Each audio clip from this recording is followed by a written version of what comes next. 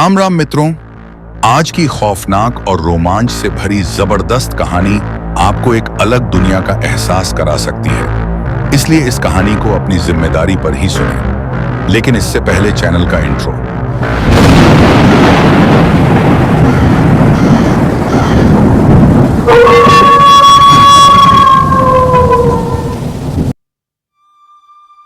जब थॉमस को पिछली रात हुई घटनाओं के बारे में पता चला तो थॉमस को अपने आप से बहुत ज्यादा घृणा आने लगी, क्योंकि पिछली रात जिन 7 लोगों को थॉमस ने भेड़िया मानव बनकर मार डाला था, उनमें 2 छोटे मासूम बच्चे भी थे जिनकी उम्र महज 3 वर्ष की ही थी।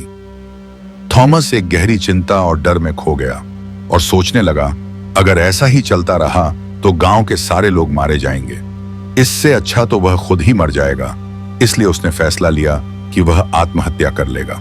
तभी थॉमस ने अपने अलमारी के दराज को खोला और वहां से एक बंदूक निकालकर उसमें चांदी की गोली को लोड किया। फिर उसने उस बंदूक को अपने सर पर रखकर चला दिया। लेकिन वह चांदी की गोली थॉमस का कुछ ना बिगाड़ सकी। उल्टा वह चांदी की गोली उसके सर से टकराकर चूर चूर होकर जमीन पर गिर गई। यह देखकर थॉमस अचंभित रह गया। तब थॉमस सोचने लगा, कुछ दिनों पहले जब उसने एक रात ऐसी ही एक चांदी की गोली से बड़ी आसानी से उस भेड़िया मानव को मार डाला था, लेकिन आज जब वह खुद इस भेड़िया मानव के शाप से ग्रसित होकर भेड़िया मानव बन चुका है, तब यह गोली उस पर असर क्यों नहीं कर रही। यही सोचते सोचते थॉमस घने जंगलों में बढ़ चला। कुछ समय बाद थॉमस उस घने जंगल के ऐसे जानलेवा और खतरनाक हिस्से में पहुंच गया जहां बड़े बड़े दानवों जैसे दैत्याकार जानवरों का बसेरा था, जहां कई बड़े बड़े जहरीले सांप जो हाथियों को तक जिंदा निगल जाया करते थे, और कई बड़ी बड़ी भयानक मकड़ियां और छिपकलियां, दैत्यकार मगरमच्छ और खूंखार और भयानक बाघ, शेर इत्यादि भयानक जानवर थे जिनकी तरफ देखना भी कठिन था। तब थॉमस मन में मौत की चाह लिए वही सामने एक बड़े से पेड़ के नीचे बैठ गया, जहां से कुछ ही दूरी पर एक मटमैली और विशाल नदी बह रही थी।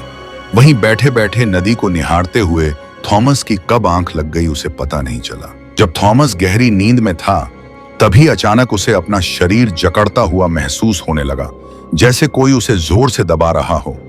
तभी अचानक थॉमस की आंख खुली तो उसने देखा एक बड़ा सा काले रंग का विशालकाय सांप, जिसने थॉमस के पूरे शरीर को अपनी कुंडली में फंसा रखा है और उसे निगलने जा रहा है। थॉमस सोचने लगा, चलो अच्छा ही हुआ, अब यह सांप मुझे निगल जाएगा और अब यह मौत का खेल भी यही बंद हो जाएगा। यही सोचकर थॉमस ने अपने शरीर को और ढीला छोड़ दिया। तभी अचानक कुछ ऐसा घटा जिसकी थॉमस में उम्मीद तक नहीं करी थी। थॉमस का शरीर बड़ी तेजी से फूलने लगा और उसे धीरे धीरे बहुत ही ज्यादा गुस्सा आने लगा। थॉमस को अपने शरीर के अंदर ऐसा महसूस होने लगा जैसे कि पता नहीं कितनी ज्यादा वोल्ट की बिजली उसके अंदर बह रही हो। उसी दौरान उस जहरीले सांप की पकड़ भी छूट गई। तभी अचानक थॉमस बेकाबू हो गया और उसने क्षण भर में ही उस विशालकाय सांप के टुकड़े टुकड़े कर दिए और चारों तरफ खून ही खून और मांस के टुकड़े फैला दिए। लेकिन थॉमस का गुस्सा बहुत ज्यादा बढ़ गया और वह धीरे धीरे एक बड़े दानव में बदल गया। उस दौरान समय भी रात का हो चला था। तभी उस खून और मांस की गंध को सूंघकर नदी से बड़े बड़े दैत्याकार मगरमच्छों के झुंड बाहर निकल आए। यह देखकर दानव रूपी थॉमस उन पर भी बिजली की तरह टूट पड़ा और कुछ ही देर में उन सब दानव जैसे दिखने वाले मगरमच्छों के भी उसने चिथड़े उड़ाकर रख दिए। तभी अचानक उस दानव ने एक ऐसी भयानक गर्जना की जैसे कि आसमान फट पड़ा हो। उसकी यह भयानक गर्जना सुनकर आसपास के जितने भी जानवर थे, सबके सब मल मूत्र त्यागते हुए इधर उधर भागने लगे। उस रात के अंधेरे में जंगल का माहौल बहुत ज्यादा भयावह हो चुका था। चारों तरफ जानवरों के कटे फटे अंग पड़े हुए थे और वह नदी भी खून से बिल्कुल लाल होकर बह रही थी। चारों तरफ ऐसा भयानक मंजर छाया हुआ था जैसे खुद मौत ही एक दानव का रूप लेकर इस जंगल में तांडव कर रही हो। तभी उस दानव ने और भी ज्यादा विकराल और भयानक रूप धारण कर लिया। फिर वह रूह को कपा देने वाली भयानक दहाड़े मारते हुए पूरे जंगल में तबाही मचाने लगा। उसने कई बड़े बड़े पेड़ तिनकों की तरह उखाड़ फेंके और कई बड़े बड़े भयानक जानवरों के झुंडों को उसने चींटी की तरह मसल कर रख दिया और कई पहाड़ों को उसने अपनी हथेलियों से रेत की तरह चकनाचूर करके रख दिया। वह जितनी तबाही मचाता जाता, उसका रूप उतना ज्यादा विकराल हो जाता। इसी तरह वह दानव पूरे जंगल का विनाश करता हुआ एक ऐसे बड़े पर्वत के पास पहुंचा जहां एक बहुत बड़े तपस्वी का निवास था। फिर उसने उस पर्वत को भी उखाड़कर अपने हाथों में उठा लिया। फिर जैसे ही वह दानव उस पर्वत को अपने हाथ से चकनाचूर करने वाला था, तभी अचानक उस पर्वत का वजन बढ़ने लगा और वह पर्वत उस दानव के हाथ से छूटकर पृथ्वी को कंपित करता हुआ नीचे गिर गया, जिस कारण चारों तरफ भूकंप आ गया। तभी उस पर्वत की गुफा से एक साधु बाहर आए, जिनके चेहरे पर अद्भुत सूर्य के जैसा तेज था। उनकी भुजाएं लंबी लंबी और उनके शरीर की कांति सोने जैसी थी। साथ ही साथ उनके चेहरे पर एक शांति भरी मुस्कान थी। यह देखकर वह दानव गुस्से से भर गया और उन साधु की ओर झपट पड़ा।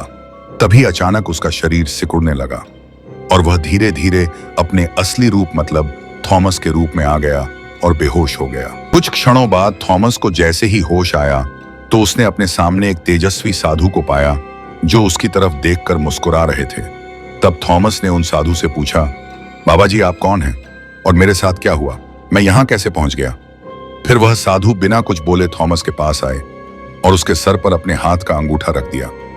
तब थॉमस को कुछ देर पहले हुई सारी घटनाओं के चित्र अपने सामने दिखने लगे और उसने डरते हुए बीच में ही आंखें खोल दी और वह उन साधु के चरणों में गिरकर रोते रोते कहने लगा, मुझे मार दीजिए, मुझे मार दीजिए।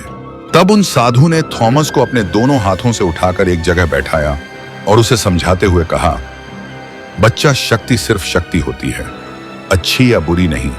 जैसे अग्नि संतुलित अवस्था में हो तो प्राण पोषण करती है, अगर असंतुलित हो जाए तो गांव के गांव जलाकर राख कर देती है। उसी तरह से यह शक्ति भी है। अगर तुम इसे संतुलित कर पाओ तो यह शक्ति एक वरदान साबित हो सकती है, अगर ना कर पाओ तो विनाशकारी अग्नि के रूप में सब कुछ भस्म कर सकती है। यह कहकर साधु बाबा चुप हो गए।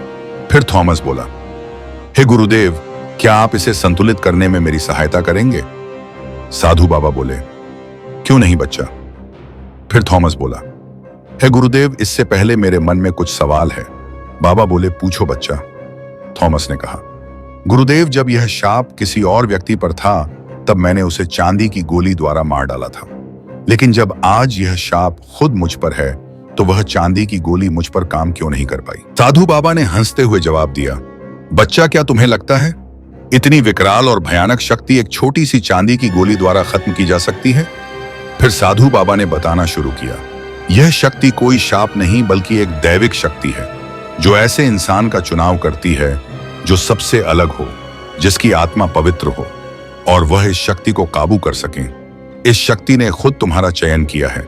अगर ऐसा ना होता तो तुम कभी भी जंगल में उस भेड़िया मानव का शिकार करने ना जाते और ना कभी तुम्हारी और मेरी इस निर्जन वन में मुलाकात हो पाती। फिर साधु बाबा दोबारा बोले, जिसे तुमने उस दिन भेड़िया मानव समझकर मारा था, वास्तव में वह एक छल था, न कि कोई इंसान।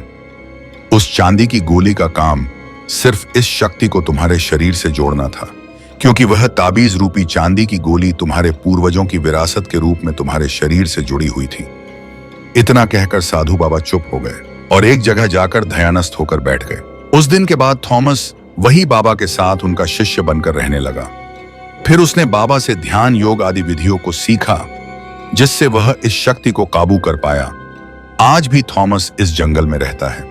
क्या आप थॉमस की और भी कहानियां सुनना पसंद करेंगे? कमेंट में जवाब जरूर दीजिए। हमारी वीडियो देखने के लिए धन्यवाद।